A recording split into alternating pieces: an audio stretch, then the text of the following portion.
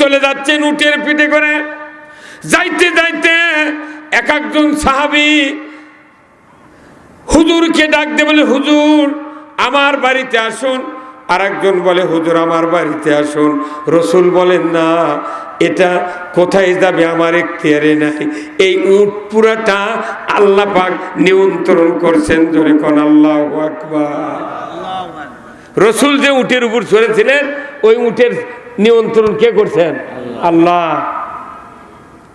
উট আল্লাহর কথা শুনলো, আর মানুষ মসজিদে আযান শুনলে উনি সরে যায়। এবার কি হ্যাঁ সরে যায়? আল্লাহ নবী বলে, আমাকে বলে লাভ হবে না, এই উট যেখানে যা বসবি সেই জায়গা থেকে আমার থাকার জায়গা। ধরে কোন আল্লাহু আকবার। তা আল্লাহ রসুল চলে যাচ্ছেন উটের পিঠে করে। যাওয়ার পর দেখা গেল যে হযরতে আবু আইয়ুব আনসারীর বাড়ির ওখানে বসে গেল। সবাই বুঝতে পারলো যে এক আর ওঠান যাবে না, ওখানে রসুলের শেল্টারের জায়গা হলো। জোরে কোন আল্লাহু আকবার। উনি নাম নেন, ওখানে নাস্তা করলেন। তারপরে বললেন, বাবা আমার একটা আল্লাহর ঘর তৈরি করা লাগে, যদি জায়গা দেয় তাহলে আমি তার জন্য দোয়া করব।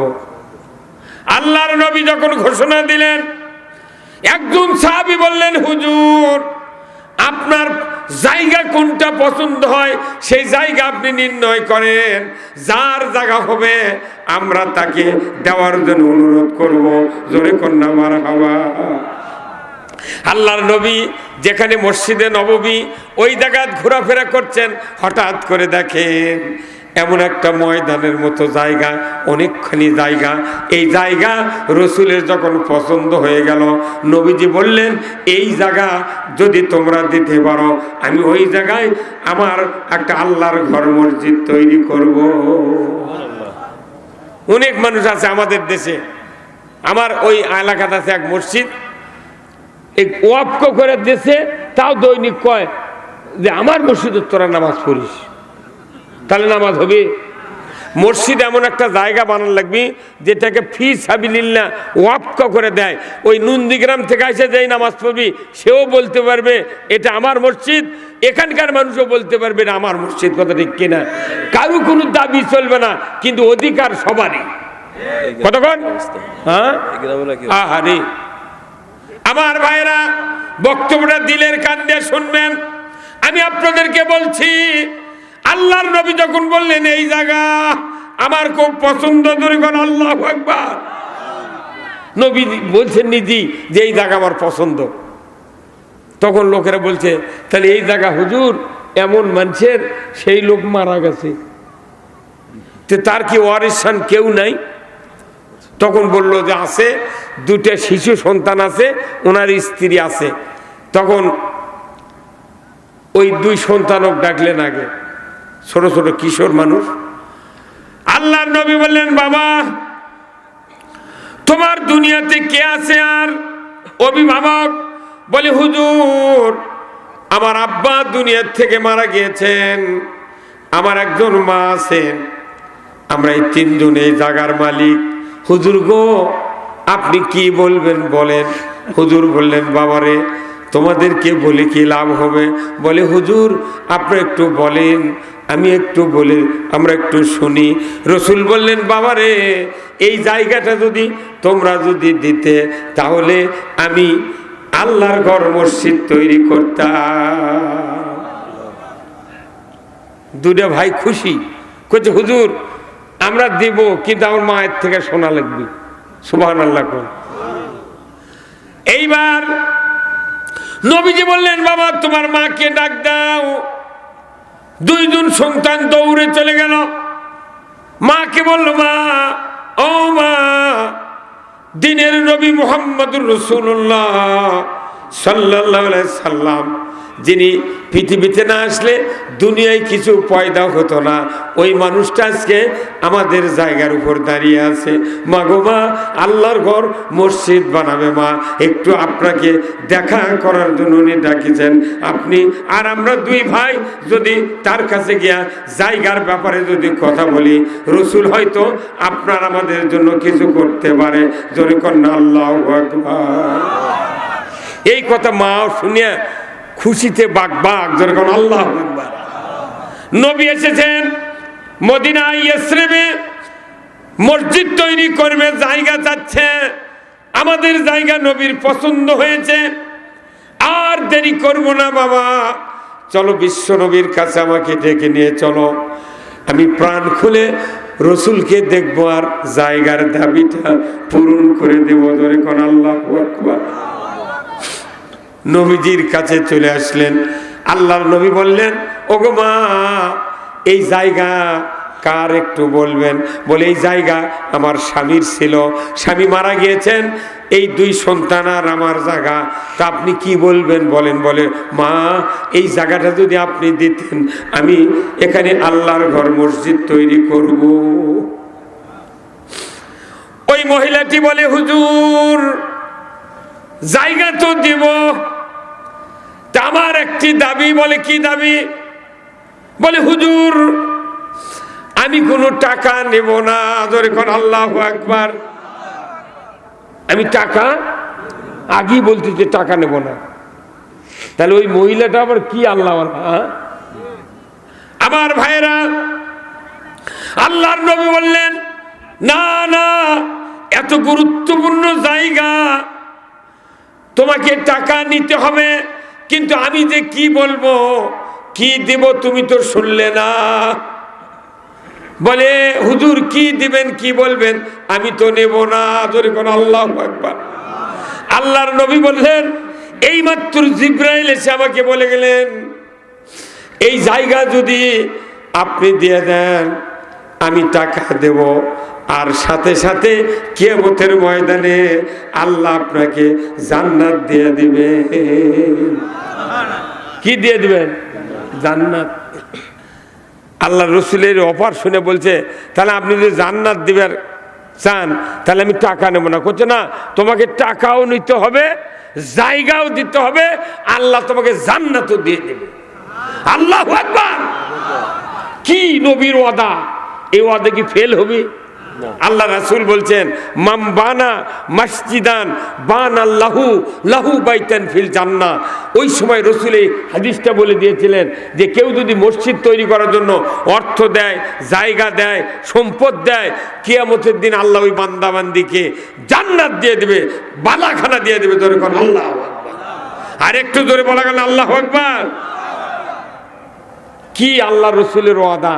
সেই ওয়াদা কিয়ামত পর্যন্ত চলতেই থাকবে।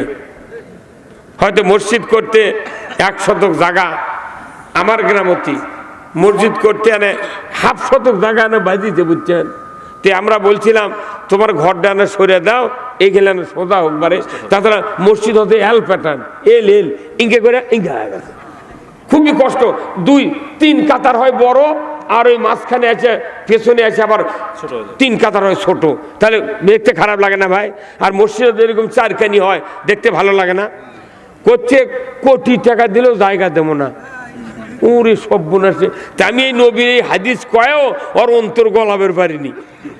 এখন আবার দেখা যাচ্ছে যারা দেয়নি ওই কথা কয়া ওর কেড়ে বাড়ির জমা জমি বেচে বেচে ফকির হয়ে গেছে। মানা কোন কোন এই ফায়সালা কে করে? আল্লাহ নিজে বলছেন যে হুজুর বলে দিন আমি তাকে জান্নাত দেব যদি আল্লাহর ঘর তৈরি করার জায়গা দেয়। জোরে করে আল্লাহু আকবার। আল্লাহর ঘর, মানুষ কত বাড়ি ঘর বানায়, মনোরম পরিবেশ করে, কিন্তু কোটি টাকা খরচ করার পরেও যদি ওই লোকটা স্ট্রোক করে হাসপাতালে যায়, একটু সুস্থ হবে, বেটা আছে, বড় বেটা, জামাই আছে, ভাই আছে, তাদেরকে বলছে ভাই আমি তো অসুস্থ হয়েছিলাম, একটু কথা বলতে পারতেছি, তো বাবা শোনো তো, আমি 1 কোটি টাকাতে বাড়ি করছি, ওই বাড়ির একটা খাট আছে আমার 1.5 লাখ টাকার মেহগুনি কাঠের খাট, তো আমি যদি এটি মারা যায় তাহলে আমাকে নিয়ে জানা বাড়ির 5টা মিনিট ওই খাটের উপর শুয়ে দিস ভাই। এটা কষে কিছুক্ষণ পর ওটি মারা গেছে। তখন অ্যাম্বুলেন্স করে বাড়িতে আগ্নে খোলাত নিয়ে এসে ওই লাশ নামে ভাইরা ভাবি কাছে, ভাবি ভাই মারা গেছে তো হাসপাতালে, তো একটু সুস্থ ওষুধ করে গেছে যে 1.5 লাখ টাকার একটা খাট আছে, ওই খাটতে না শুয়ে থাকবো 5 মিনিট, মরার পরও আমার জীবনটা শান্তি হবি ভাই। বড় বেটা করছে আম্মা আব্বা তাই বলিছে, জামাই করছে আম্মা আব্বু তাই বলিছে। তখন ওই আরো যে 2-3টা বেটা বাড়িতে ছিল, তখন ওই বউ দরজার দিকে হাত দিয়ে ছান দিছে, করছে বাইরে মরিছে বাইরে থাক।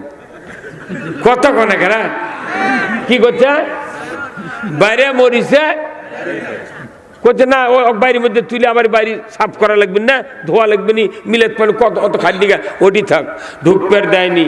এই কথা যদি ওই মরা মানুষ শুনবার পালে হনি যে স্ত্রী এই কষে, খালি ওই মনে মনে করলে আল্লাহ তুই 5টা মিনিট আর আমাকে জেতা কর। কত করে গেলা খালি 5টা মিনিট আনা জেতা কর, আমি আমার স্ত্রী 12টা লাচ্ছি তোমার মুখত, যে আমার জীবন যৌবন মেক্সি তেল সাবান ফেয়ার অ্যান্ড লাভলি কত তুক দিন রে, কি বাড়ি করেছি 1 কোটি টাকার, আজ আমি থুয়ে মরে গেছি, এটা 5 মিনিট শুভের জানো তাই তুই বাধা দিলু, তুই খালি 5 মিনিট আল্লাহ না এনা খাড়া কর, ওর মুখত 12টা লাচ্ছি দেবো, আর জিগলে বেটা সান দিতে মায়ের সাথে 1 কাটা সম্পত্তি ওর করে দেবো না, মোর জুম্মত লেগে দে মরে যাবো। কথা কর, হ্যাঁ তে দুনিয়ার অস্থায়ী বাড়ি হলো কোটি টাকা, 10 কোটি 20 লাখ 50 লাখ টাকার বাড়ি, এটা হচ্ছে অস্থায়ী বাড়ি, আর স্থায়ী বাড়ি হলো জান্নাত। স্থায়ী বাড়ির জন্য আমার রসুল বলছেন মামবানা মসজিদান বান আল্লাহু লাহু বাইতান ফিল জান্নাহ, জোরে কোন আল্লাহু আকবার।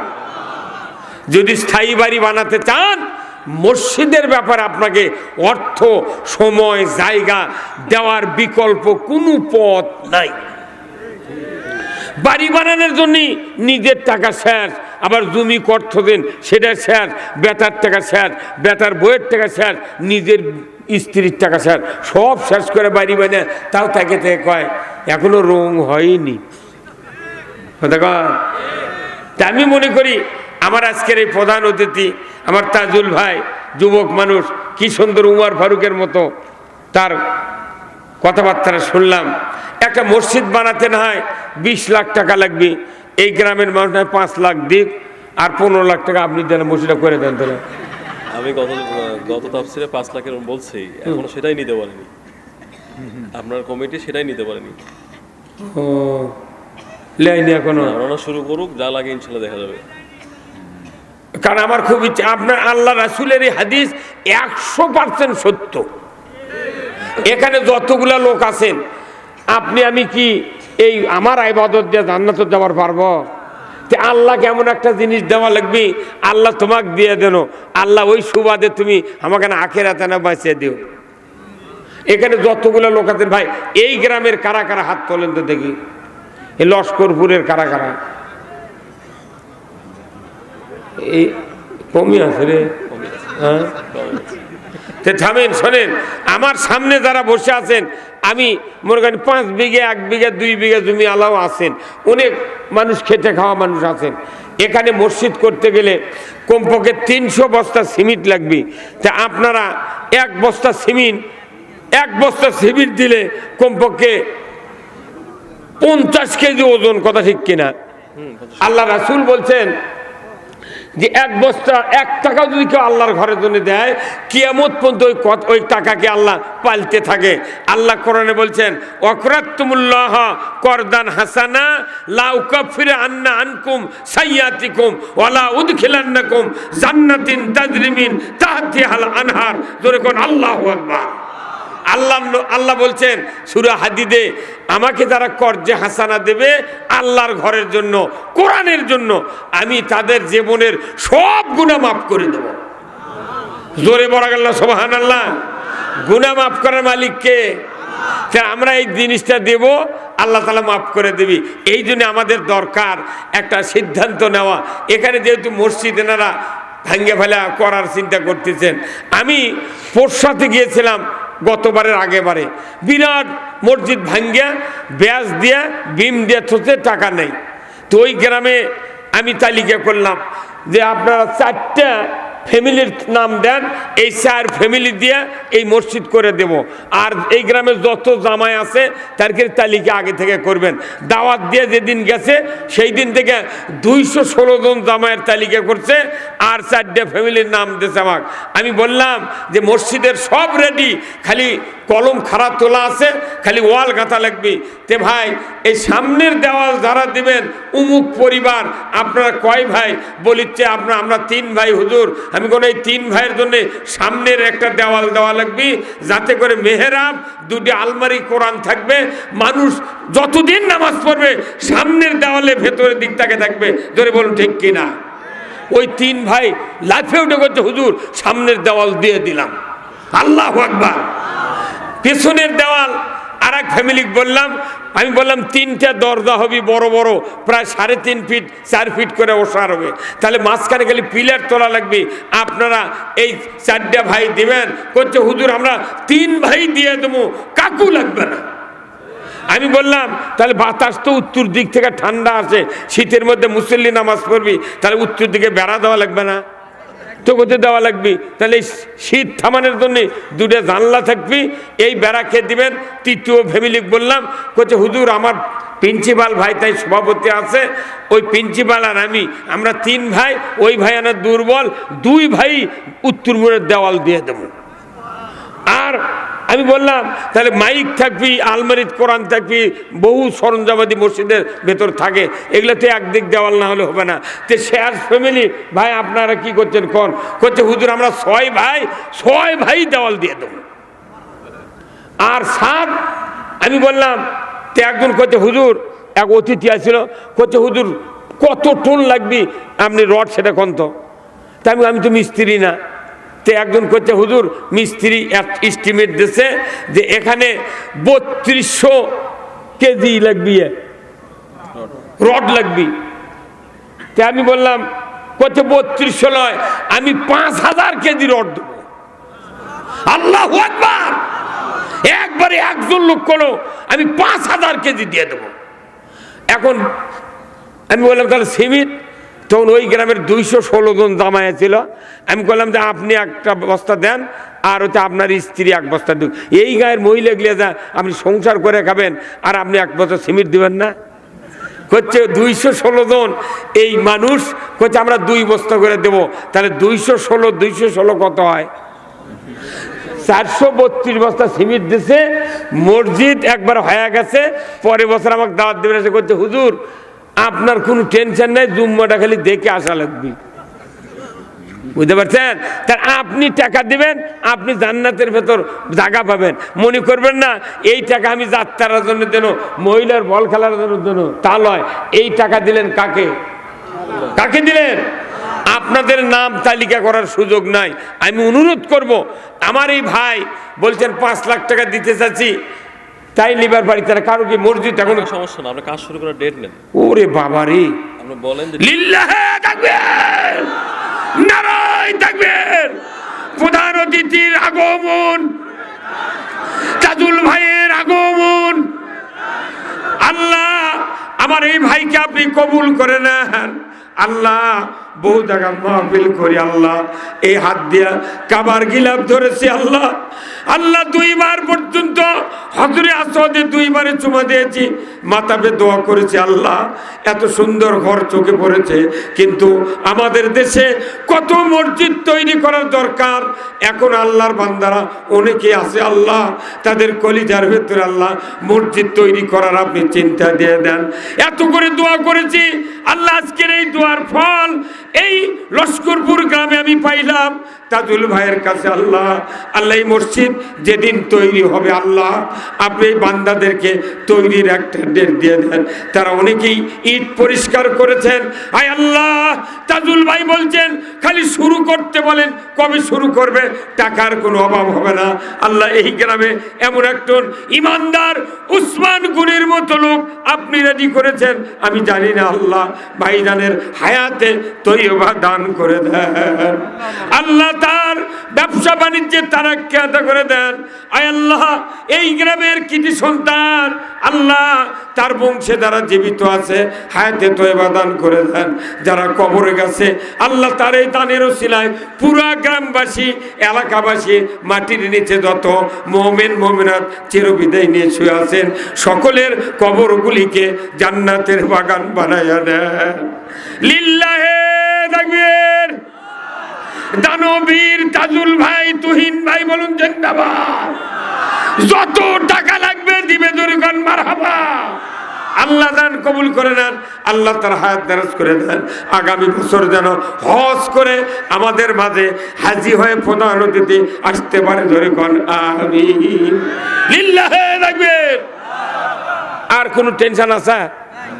এরকম লোক আছে চেয়ারম্যানই করে রে, এমনও চেয়ারম্যান 2000-এর উপর দেয় না।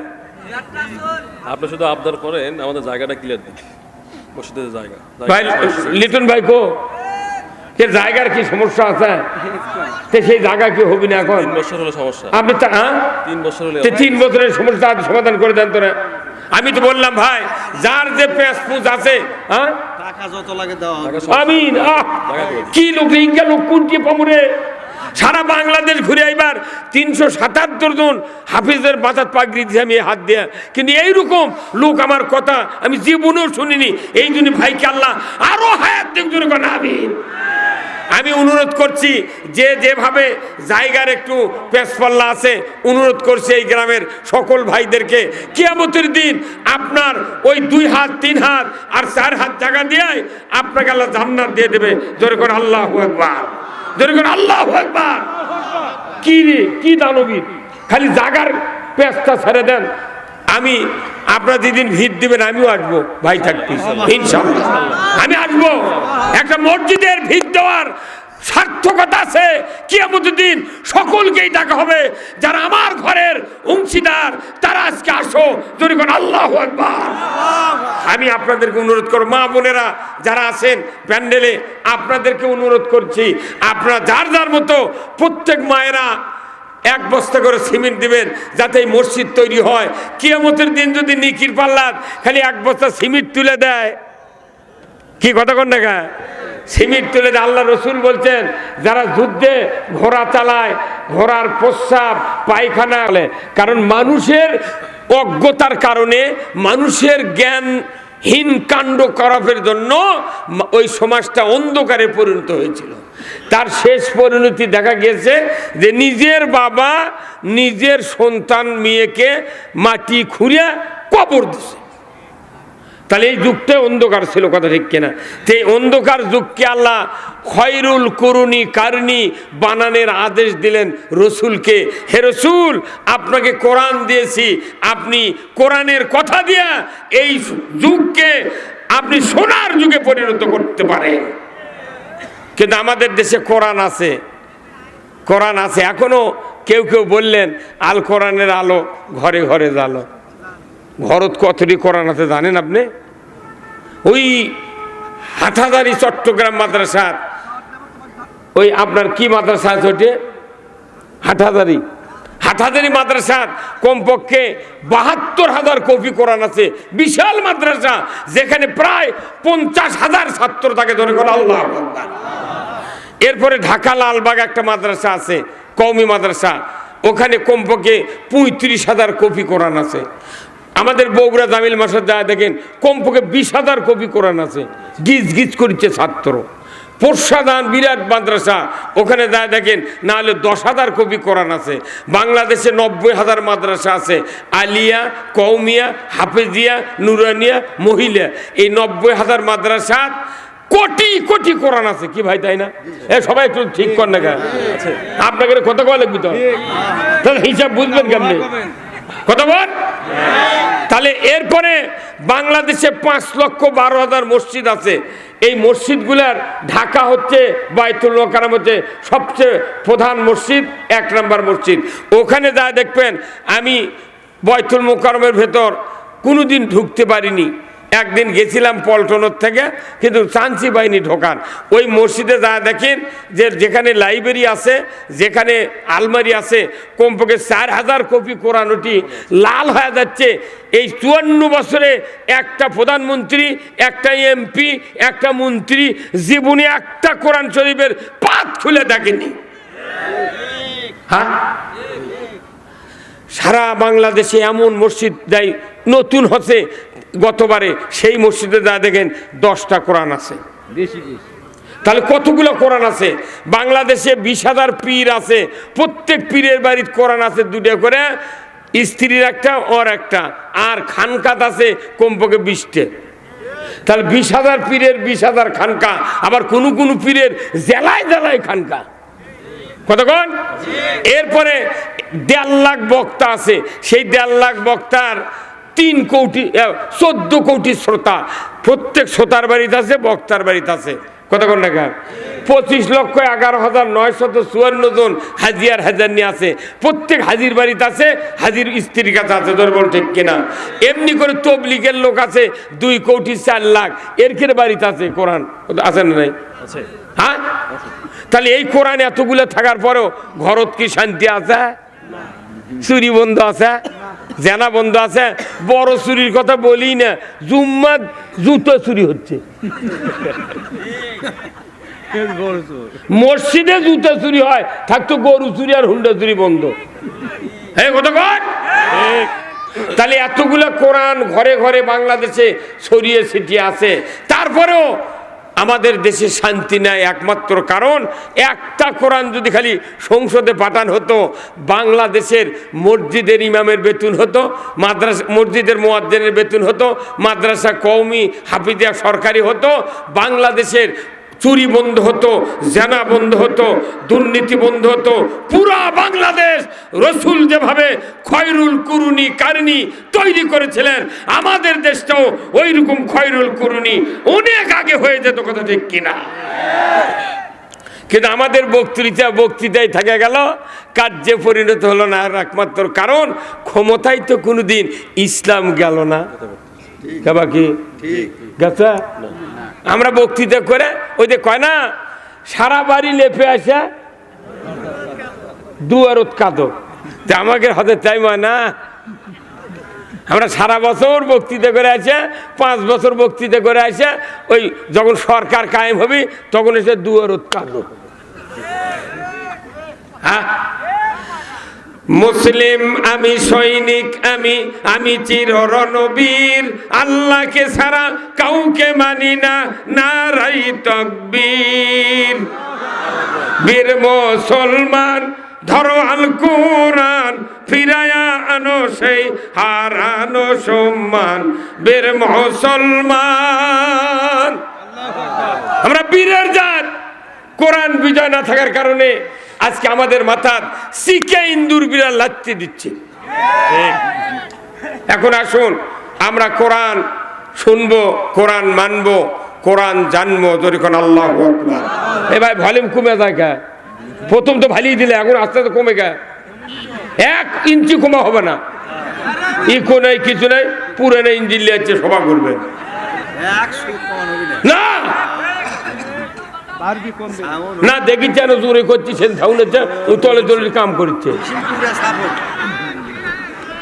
মিশিং পূর্বী দলিলের দোতে খান মারতে নিয়ে আসবি। কি কথা কে? আজকে দেখেন, এই দেশে যদি ইসলাম বিজয় হয়, বা যত এমপি হবি সব দলের থেকে, আমি নিয়ত করছি যে এমপি গুলোকে দাওয়াত দেবো, দিয়ে সকাল 10টার থেকে রাত 12টা পর্যন্ত সভা কর্ম। এর কোনো আগে বক্তৃতা শুনে লিখবি, এগুলো আমার শুনে লাভ কি? তোরা খাবো আর বক্তৃতা শুনবো। কোরআনত কি আছে তোরা রাজনীতি শিখে যা। 5 মিনিটে যে নামাজ কায়েম হবি সেই বক্তৃতা সংসদ নাই। 1 মিনিটে চুরি বন্ধ হবি, 1 মিনিটে জেনা বন্ধ হবি, সেগুলো বক্তৃতা উঠি নাই। ওই বক্তৃতা আমরা করে করে মরে যাচ্ছি। ওরা উঠি তার বিরুদ্ধে আইন পাস করে আমাকে ধরে নিয়ে যাবি। এই ধরার আর সুযোগ বাংলাদেশে দেওয়া হবে না।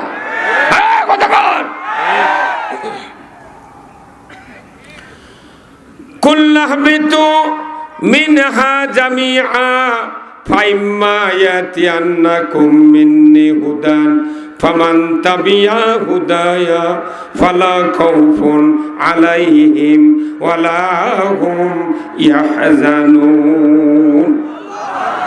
আমার আল্লাহ বলেছেন, আদম বংশধর পৃথিবীর জমিনে নেমে যাও, মিন্নি হুদান, আমার তরফ থেকে যে হাদায়াত বাণী যাবে, ফামান তাবিয়া, তোমরা যদি এতাত করতে পারো, ফালা খাউফুন, তোমাদের জন্য কোনো ভয় নাই, ওয়ালা হুম ইয়াহজানুন, তোমাদের জন্য কোনো দুশ্চিন্তার কারণ নাই। জোরে কন্যা আল্লাহু আকবার। কোরআন মানলে ভয় নাই, চিন্তা নাই। কার কথা? চিৎকার দিয়ে বলেন, কার কথা? সবাই বলা লাগবে, যাই মুখ খোলেননি কিয়ামতের দিন তার ভিডিও আল্লাহ দেখাবি। সবাই বললো তুমি মুখ চাপা মেরাই দিলে গে। হ্যাঁ, এটা কি অন্য নেতার কথা? কার কথা? আল্লাহ কোরআনে বলছেন, কোরআন যারা মানবে তাদের জন্য ভয় নাই, চিন্তা নাই। জোরে কোন আল্লাহু আকবার। যদি কোরআনের আনুগত্য না করিয়া কোরআনের বক্তব্যগুলি যদি মিথ্যা মনে করি, অবিশ্বাস করি, আমার আল্লাহ বলেছেন তুমি কিয়ামতের দিন জাহান্নামের আগুনের সাথী সঙ্গী হবে। জাহান্নামের আগুনের সাথী সঙ্গী হবে। বলুন তো, এই কোরআনের সুদ হারাম না হালাল? আমাদের দেশে সুদ আছে না নাই? তাহলে আমরা অবশ্যই সুদ যে আল্লাহ হারাম করছে এটা আমরা মিথ্যা মনে করছি। হ্যাঁ, কথা কোন টাকা সুদ হারাম। তাহলে আপনারা যারা সাধারণ জনগণ আছেন সব জানেন সুদ হারাম, তারপরে ঘুষ হারাম, চুরি হারাম।